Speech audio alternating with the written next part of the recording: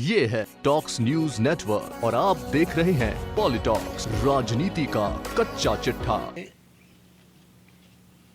एक बार पुनः विश्वास करके कांग्रेस की गवर्नमेंट को बनाया और 1 साल पूरा हो रहा। मुझे इस बात का संतोष है कि जो आशाएं व अपेक्षाएं जनता ने हमसे की थी उसके अनुरूप खरे उतरने में हम लोग कामयाब रहे।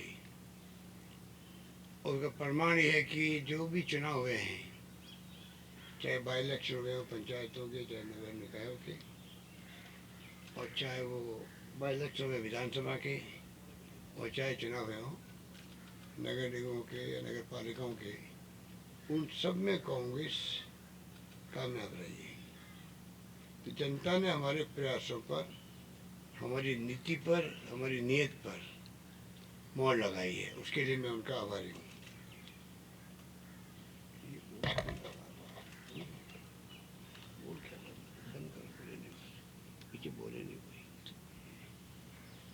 उसी रूप में मैं आपको विश्वास दिलाता हूँ कि आगे भी जो 4 साल में हम लोग तमाम जो मैनिफेस्टो बनाया हमने, जन घोषणा पत्र जिसको कहते हैं हम लोग, और जिसको हमने कैबिनेट के अंदर अप्रूव करके सरकार की कार्य योजना के रूप में उसको स्वीकार किया है, उसके अनुरूप भी हम लोग गवर्नेंस देना चाहेंगे। शासन हमारा चले जो जनता ने वादे किए हैं उसके आधार पर। और मुझे कहते गर्व है पूरे मुल्क में कांग्रेस सरकार है जिसने 98 के अंदर जब चुनाव जीत के आए थे तब ये परंपरा शुरू करी थी कि चुनाव जीतो तो जो वादे करो जनता से उसको निभाओ। बड़ा मैनिफेस्टो बनते थे, चुनाव के बाद लोग भूल जाते थे। कि पहली बार हमने 98 में प्रयोग किया और तीसरी बार हमने इसको लागू किया है। उससे आप समझ सकते हैं कि सरकारी मंशा क्या है, कमिटमेंट क्या है। और कमिटमेंट को हम तरजीह देते हैं जो बिना, मैं समझता हूँ सभी दृष्टिकोण से, नैतिक दृष्टिकोण से जरूरी है। मुझे कहते खुशी है कि अभी भी हम लोगों ने जो दस्तावेज है मैनिफेस्टो के, उसमें जो घोषणा है 503 घोषणा उसके अंदर है, 503 वादे किए हुए, उसमें 119 जो है वो पूरे कर लिए, मतलब 24%। और 42% जो है 2013 पे कार्य प्रगति पर है। इस प्रकार से हम लोगों ने जो वादे किए थे उसको निभाना चाहते हैं। होता कई बार ऐसा भी है कि हम वादे करते हैं, कुछ वादे कई कारणों से निभ नहीं पाते हैं। वक्त आने पर वो बताएंगे कौन से वादे नहीं निभ पाए हैं और क्यों नहीं निभ पाए। तो आज की तारीख में कहते हुए गर्व है कि हम लोगों ने जो प्रयास किए उस पर हम लोग बहुत कामयाब हुए हैं। संवेदनशील, पारदर्शी और जवाबदेह प्रशासन की बात करते हैं तो तीनों बातें दिमाग में रहती है मेरे तमाम कैबिनेट के सहयोगियों के, कि हमें संवेदनशीलता के साथ काम करना है, जन भावनाएं, जनता की समस्याएं, उस पर संवेदनशील रहना है और जवाबदेह प्रशासन देना है जिसकी जनता उम्मीद करती है। और पारदर्शी, ट्रांसपेरेंसी कैसे रहे, उसके बावजूद भी आप देखते हो कई बार शिकायत आती रहती है ब्यूरोक्रेसी के अंदर भी, और उसके अंदर भी हम लोग चूकते नहीं हैं। जो जिस प्रकार से जो लोग पकड़े जा रहे हैं वो भी एक इतिहास है। और इसके अंदर ऊपर से नीचे तक कोई कॉम्प्रोमाइज नहीं होगा। जो भ्रष्टाचार करेगा, करप्शन करेगा, खिलाफ कार्रवाई होनी चाहिए।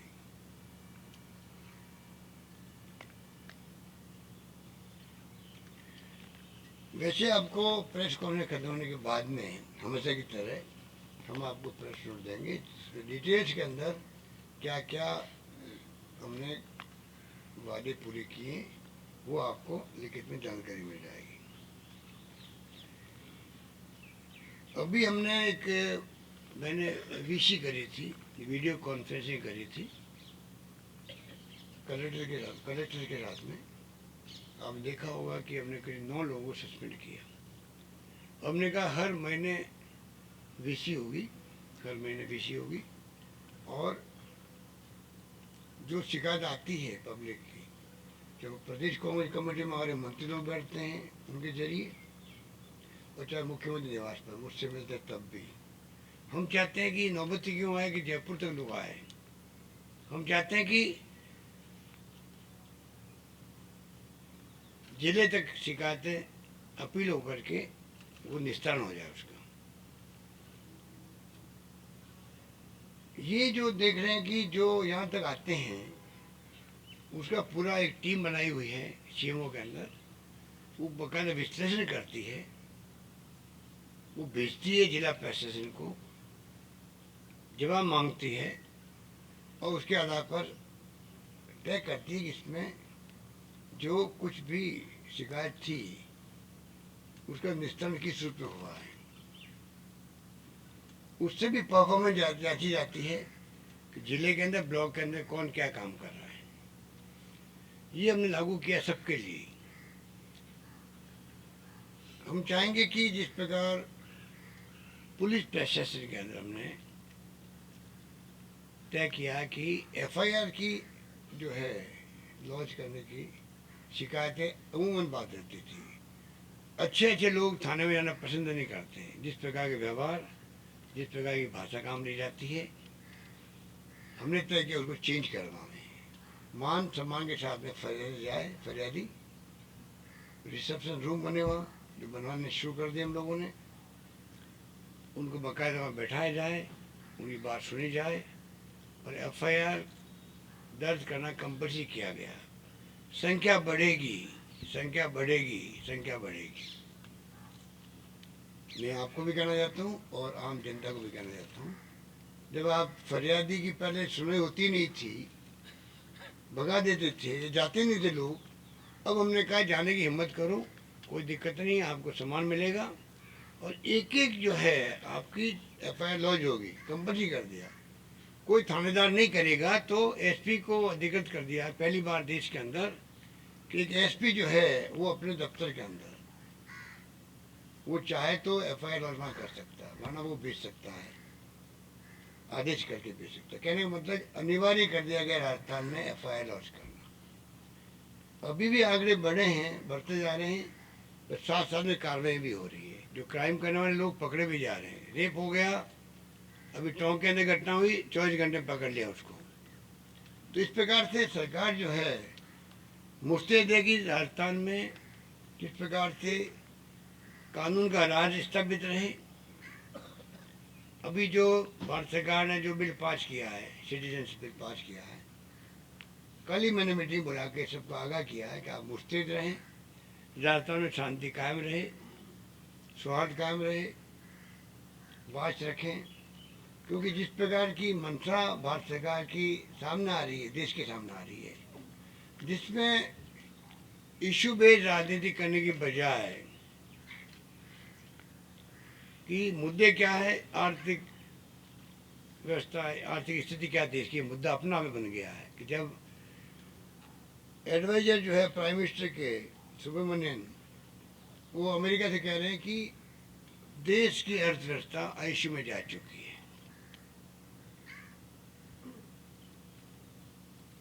डॉक्टर मनमोहन सिंह जी कह रहे हैं कि सामरिक ताना बाना खत्म हुआ है, देश में भय का माहौल है, हिंसा का माहौल है, अविश्वास का माहौल है। तो सामाजिक जो नेटवर्क जो कमजोर हुआ है उसके कारण भी जीडीपी गिर रही है। राहुल बजाज ने क्या बोले वो देश पूरा सुन रहा था। रघुराम राजन ने क्या कहा, आरबीआई गवर्नर ने, जिनको इस्तीफा देना पड़ा, खुद इस्तीफा देकर चले गए। उसने कहा पूरा सेंट्रलाइज पीएमओ कर चुका है, इसलिए अर्थव्यवस्था स्थिति बिगड़ती जा रही है, उनका ही कहना था। लोन लिया आरबीआई से, मालूम है, पहली बार आज़ादी के बाद में। और मेरे पास भी खबरें हैं, आती रहती है, पीएमओ ही इनकम टैक्स के माध्यम से तय करता है किसके खिलाफ क्या कार्रवाई करनी है, कहाँ छापे डालने हैं। नेटवर्क अलग बना दिया उन्होंने अपना विजिलेंस का, वो सीधा पीएमओ से रिपोर्ट करता है। उस प्रकार के हालात देश में बन चुके हैं, चाहे इंडस्ट्रियलिस्ट हो, चाहे पॉलिटिशियन हो, चाहे मीडिया वाले हो। राघव बहल के यहाँ क्या हुआ, एनडीटीवी के मिस्टर रॉय, क्या नाम उनका, प्रणव राय, उनका छापा उनके यहाँ पड़ गया। तो आप बताइए कि कैसे मीडिया इंडिपेंडेंट होकर काम करेगा, जब सबको मालूम है कि जब हम बोलेंगे खिलाफ में, वो लवासा बोला वहाँ पे डिसेंट नोट लिख दिया ईसीआई के अंदर, इलेक्शन कमीशन ऑफ इंडिया के अंदर डिसेंट नोट लिख दिया उसने, उसको लेके उसके बेटों पे परिवार में छापे पड़ने लग गए।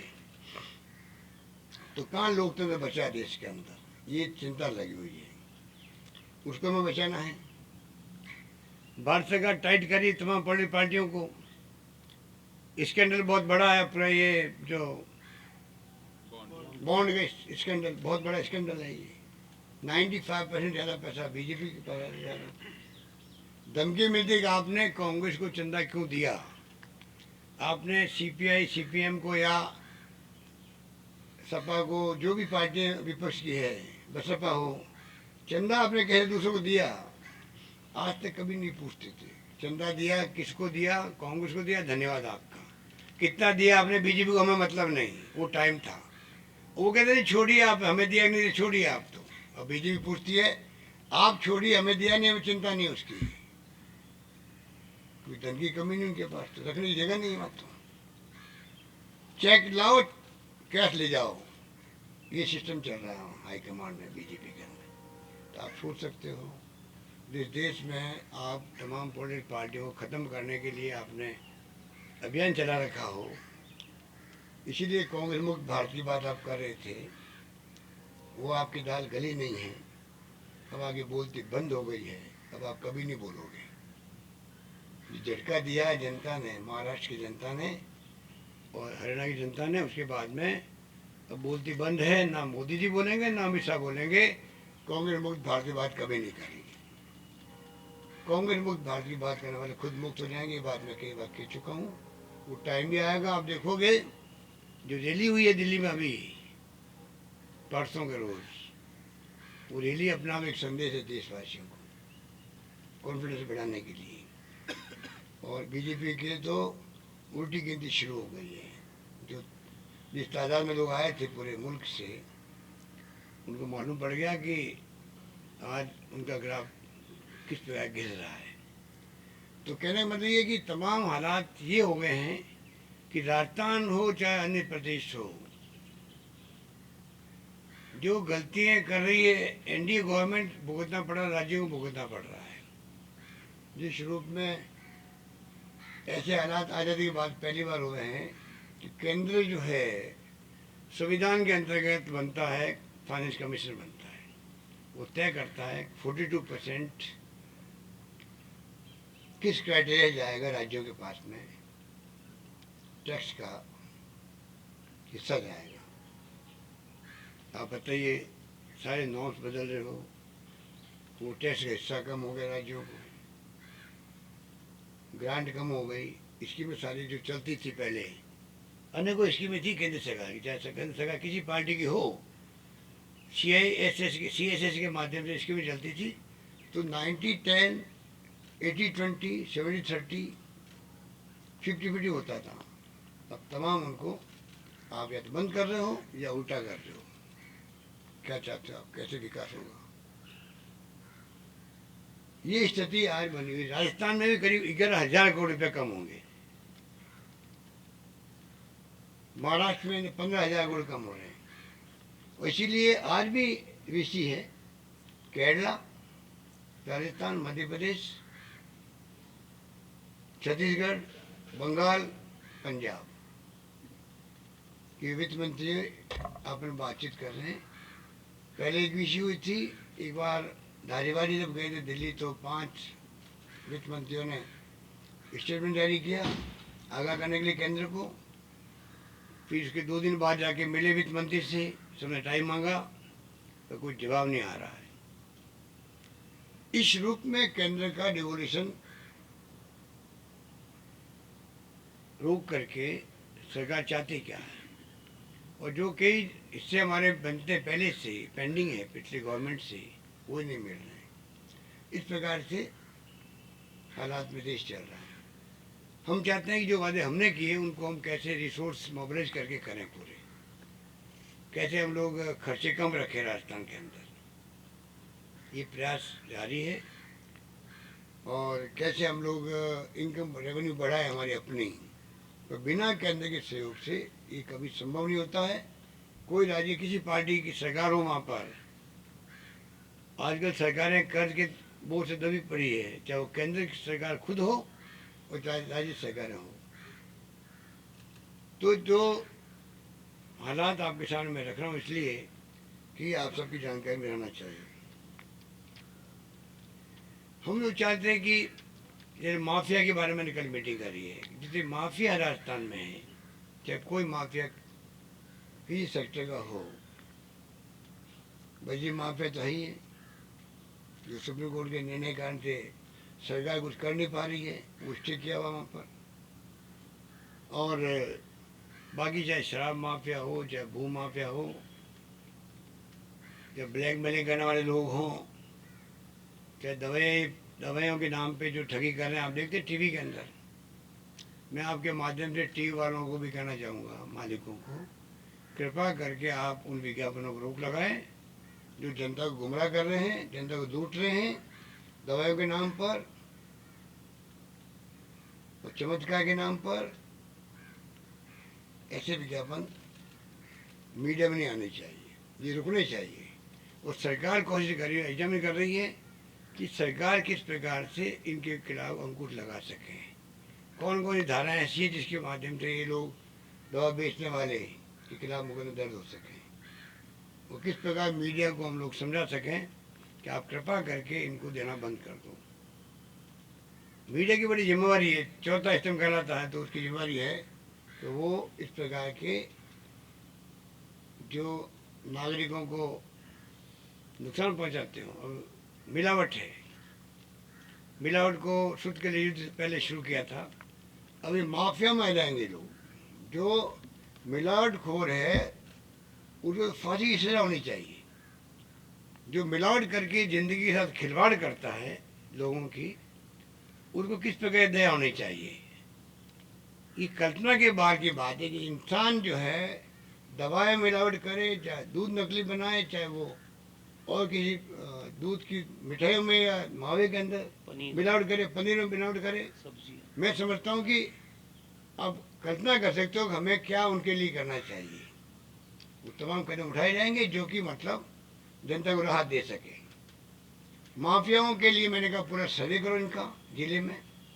और जो पुलिस वाले मिले रहेंगे इनसे, पुलिस वाले कई आप देखते हो कि पुलिस का कई लेवल पे लोग मिल जाते हैं इनसे, तो मैंने कहा कल डीजी को आप कार्रवाई ऐसी करो, उसको बर्खास्त करने की नौबत है वो भी कर दो बर्खास्त, कोई दया दिखाने की जरूरत तो नहीं है। जो बाहरी खेत को खा रही है तो फिर क्या करो आप उसको। जो पुलिस रक्षक है वो रक्षा नहीं करने के बजाय खुद मिल जाती है, अगर किसी से कोई पुलिस का कांस्टेबल हो, हेड कांस्टेबल हो, SI, ASI, CI, क्या करें उसके लिए, बर्खास्त करना चाहिए।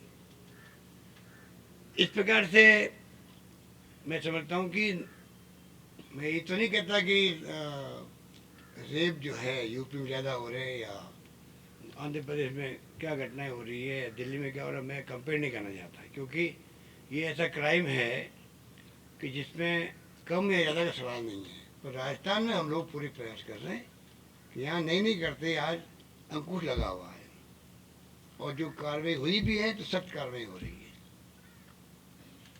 और तो और हमने जो हीनियस क्राइम को लेकर जिसमें भी आता है, हमने जो कहा था आपको एक बार सेल बनाएंगे, वो प्रक्रिया चल रही, कल भी हमने डिस्कस किया उसको क्राइम ब्रांच में, जिसमें लॉ ऑफिसर होंगे, वो मॉनिटरिंग करेंगे उसके साथ में, पुलिस ऑफिसर के साथ में मॉनिटरिंग करने के लिए लॉ ऑफिसर लगाए जाएंगे, जो तफ्तीश के दरमियान चालान पेश होने के वक्त में कोई कमी नहीं रह रहा है, और चालान के बाद में जो गवाही वगैरह होती है किसी लेवल पे कमी नहीं रहे, लीगली भी उसके वो वॉच करेंगे, ध्यान रखेंगे, इन्वॉल्व रखेंगे अपने आप को, जिससे कि सजा सुनिश्चित हो सके। हीनियस क्राइम को लेकर हमने ये तय किया है। इस प्रकार से बाकी योजना पानी की है, बिजली की है, शिक्षा की, स्वास्थ्य की, सड़कों की योजना तो आप देख चल रही है। और 50 कॉलेज खोले थे इस बार, तो अभियान की खुशी होगी। करीब करीब 5-6 तो पहले चल रहे थे प्राइवेट, उनको हमने टेक ओवर किया था। बाकी करीब सब जगह जो सेशन वो शुरू हो गया उसका, और सरकार की मंशा है कि हम चाहे हर क्षेत्र, कोई भी क्षेत्र हो, उसमें हम लोग पूरी तरह कामयाब हों। बाकी हम आपको जब प्रेस नोट जारी करेंगे तब मैं आपको बताऊंगा। निरोगी राजस्थान का एक जो लघु समाज हमारे स्वास्थ्य मंत्री भी हैं, ये हम इस बार थीम बना रहे हैं, निरोगी राजस्थान, हेल्दी राजस्थान। इसको लेके एक थीम बन रही है। पिछली गवर्नमेंट थी हमारी, तब भी हमने दवाएं फ्री की थी, वो बहुत शानदार स्कीम रही हमारी। आज करीब 5-6 राज्यों के लोग आते हैं यहाँ पर, और हम कोई मना नहीं कर रहे उनको इलाज के लिए, क्योंकि मानवीय दृष्टिकोण का है। इसमें राज्यों का एक राज्य भी आ जाए तो उनको राजस्थान, उसको सरकार ने तय किया कि हम उनको पूरी तरह से मान सम्मान दे रहे हैं। आज एम्स के मुकाबले में एसएमएस में बल्कि ज़्यादा आने लगे मरीज संख्या के हिसाब से भी। इंडोर और आउटडोर सब पेशेंट के लिए दवाएं फ्री स्कीम जो हमारी उसी में संभव है। ये आपके जो भामाशाह की स्कीम थी उसमें भी, आयुष्मान भारत के अंदर इंडोर पेशेंट के लिए वो है। हमारी स्कीम वो है, इंडोर हो या आउटडोर हो, उन सबको मिलेगी दवाएं। दवाएं बहुत कीमती भी है, 5,000 रुपये के इंजेक्शन की उसके अंदर है। तो तमाम तरह से हम लोगों ने उसको स्कीम को और मजबूत करने का तय किया है, और करीब 900 दवाएं पार कर चुकी हैं। और टेस्ट फ्री जो है वो आप देखते हैं कि ब्लड टेस्ट है या सोनोग्राफी है, डायलिसिस तो हो रही है। सीनियर सिटीजन्स, 60 साल के ऊपर के लोग जो हैं उनको, और बीपीएल के लोगों को एमआरआई, सीटी स्कैन फ्री। और कोशिश करें सब जगह ये एक मशीन लगे, जैसे एसएमएस में लगी हुई है, जोधपुर में है, बीकानेर में है, अजमेर में है, कई जगह नहीं भी है मान लो, तो हमारा प्रयास है कि हम वहाँ पर ये मशीनें उपलब्ध हो और इसमें लोगों को राहत मिले। क्योंकि दवाओं का अंदर इलाज में बहुत खर्चे होते हैं आम इंसान के।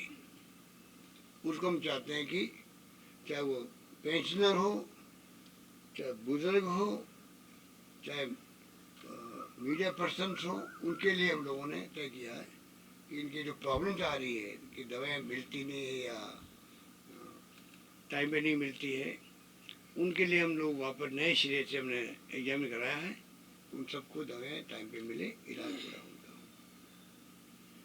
तो ये इस प्रकार से ये इसको और एक्सपेंड कर रहे हैं। गवर्नमेंट का टॉप प्रायोरिटी का एजेंडा रहेगा निरोगी राजस्थान। उसके अंदर चाहे वो मिड डे मील स्कीम मान लीजिए, या आपका बच्चों को पिंजरिया देते हैं आंगनवाड़ी वहाँ पर, उसको कैसे मजबूत करें। मतलब हर चीज़ की मॉनिटरिंग निरोगी राजस्थान के हिसाब से होगी, जिससे कि हेल्दी फूड मिले, उसको कॉम्प्रोमाइज नहीं हो। ये 5 रुपये फूड वाली स्कीम जो चलती है नगर निगम के माध्यम से, उसको मजबूत करेंगे वापस, उसको ख़त्म नहीं करेंगे, मजबूत करेंगे। कैसे करें, मतलब एक प्रकार का हेल्दी फूड हो तो हेल्दी राजस्थान का मतलब क्या हो, तो सब बातें रहती है। उसके लिए हमने जो लॉन्चिंग कर रहे हैं प्रोग्राम, उसी रूप में मैं चाहूँगा कि आप लोग भी कोऑपरेट करें कि कैसे निरोगी राजस्थान, मतलब हेल्दी राजस्थान रहे, पर्यावरण की दृष्टि से भी हो, प्रदूषण नहीं फैले। ये तमाम लोगों को एजुकेट करना पड़ेगा। निरोगी राजस्थान खाली कहने से, नारे लगाने कुछ नहीं होने वाला। इसके लिए तमाम तरह से जनता से सुझाव मांगे हम लोग। आपके क्या सुझाव है, एक प्रकार से पूरे राजस्थान के आम नागरिकों को इन्वॉल्व करेंगे इस प्रोग्राम के अंदर। ये थीम है साथ में। जितना प्रचार प्रचार होगा उसी ढंग से फिर इसमें आगे काम भी होगा। नई नई योजनाएं आएगी, नए नए सुझाव आएंगे, उसको हम लोग पूरा करेंगे। लाइफ स्टाइल की डिजीज कई होती है, तो जनता को जागृत करने का काम वो करेंगे कि लाइफ स्टाइल चेंज करने से कौन बीमारी नहीं हो सकती। आपको हार्ट की भी है या स्ट्रोक है, ऐसी कई बीमारी जो कि लाइफ स्टाइल के साथ में चलती है। तो टोटली रिसर्च करके उस काम को हेल्थ मिनिस्ट्री उसको आगे बढ़ाएगी और उसमें हम चाहते हैं कि पूरे देश के अंदर राजस्थान एक मॉडल स्टेट बने सबके लिए।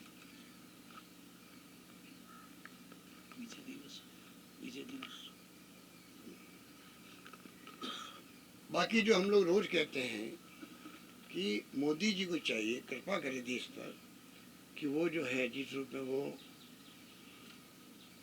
चुनाव के अंदर भी, चुनाव के अलावा भी मुद्दे क्या है, रोजगार का मुद्दा है।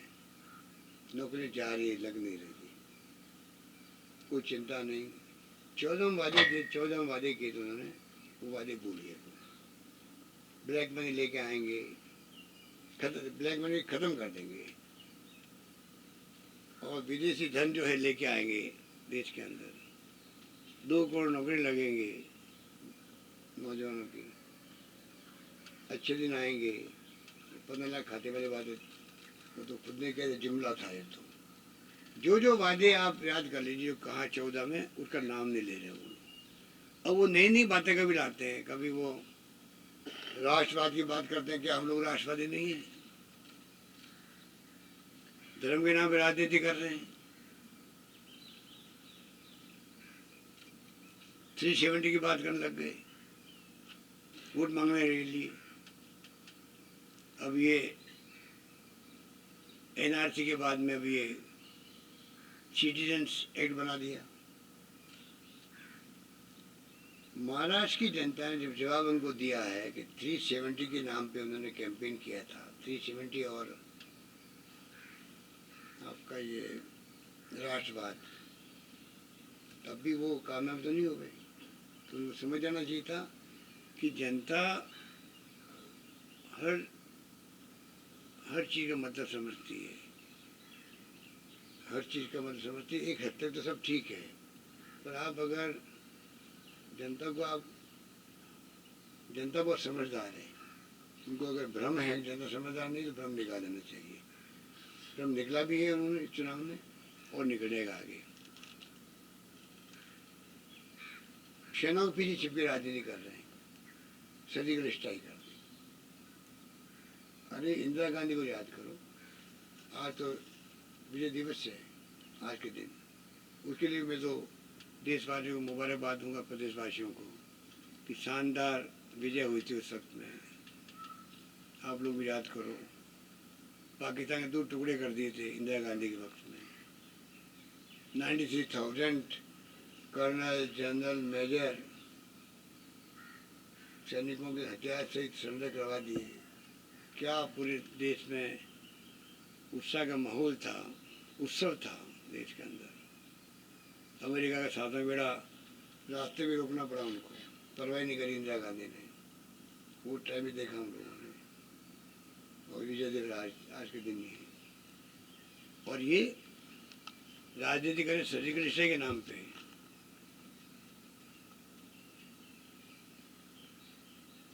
राजनीति कर रहे हैं सर्जिकल स्ट्राइक के नाम पे, सेना के पीछे छिपके। लोगों को 71 याद नहीं है, एक पीढ़ी को याद है जो पुरानी पीढ़ी है। आबादी देश की 3/4 मेजोरिटी है, नौजवानों की है। तो क्या किसी सरकार का दायित्व ये होना चाहिए नई पीढ़ी को वो एजुकेट करे, मोटिवेट करे, शिक्षित करे, अच्छे संस्कार, अच्छी परंपराएं सिखाए फ्यूचर के लिए, उनके खुद के फ्यूचर के लिए और देश के फ्यूचर के लिए। क्या वो काम ये कर रहे हैं? क्या ये काम कर रहे हैं? ये उनको गुमराह कर रहे हैं। सोशल मीडिया के माध्यम से करोड़ों रुपये खर्च करके इनकी फौजें बैठी हुई है। एक भी आप कमेंट कर दो मोदी जी के खिलाफ में तो टूट पड़ते हैं हम सब पर। पता नहीं क्या क्या लिखते हैं हमारे बारे में। तो आप बताइए ये देश को कहाँ ले जाना चाहते हैं? 3/4 से ज़्यादा आबादी है नई पीढ़ी की। बहुत बड़ी रिस्पॉन्सिबिलिटी मोदी जी पर है, इस गवर्नमेंट पर है। उनको अच्छे संस्कार, अच्छी परंपराएं ये बताएं, उनको शिक्षित करें। उल्टा कर रहे हैं वो लोग, उल्टा कर रहे हैं। कभी राहुल गांधी की इमेज कैसे डैमेज करो, ये उनके षड्यंत्र रहते हैं।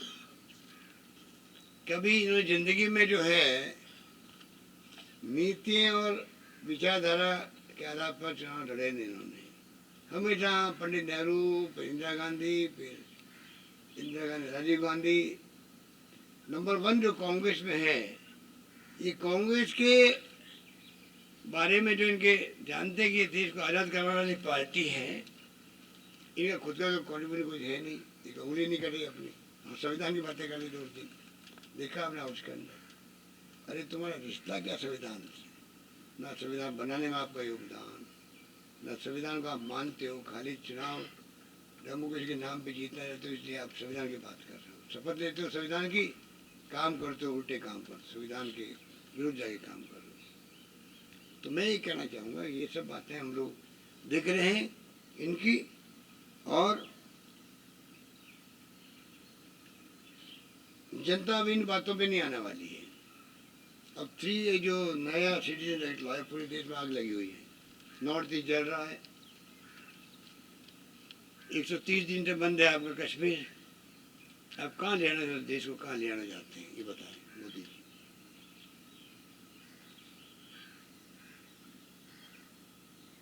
और नया लेके आगे जो कि इम्प्रैक्टिकल है।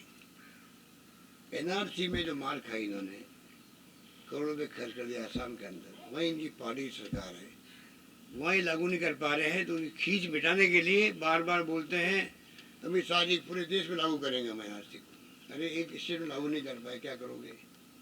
और अब जनता को भ्रमित करने के लिए नया एक्ट बना दिया, अमेंडमेंट कर दिया एक्ट को। और आप देख लीजिए उसके कितना बड़ा रिएक्शन हो रहा है उनके खुद के राज्यों में, जहाँ उनकी सरकारें हैं। त्रिपुरा के अंदर, आसाम के अंदर और बाकी नॉर्थ ईस्ट के अंदर कोई जवाब है इनके पास में। ये स्थिति है। इसलिए मैं आपको इतना कहना चाहूँगा कि हमारी गवर्नमेंट बिल्कुल तय किए हुए हैं कि जो हमने कहा है वो करेंगे हम लोग। धन्यवाद। ये है टॉक्स न्यूज नेटवर्क और आप देख रहे हैं पॉलिटॉक्स, राजनीति का कच्चा चिट्ठा।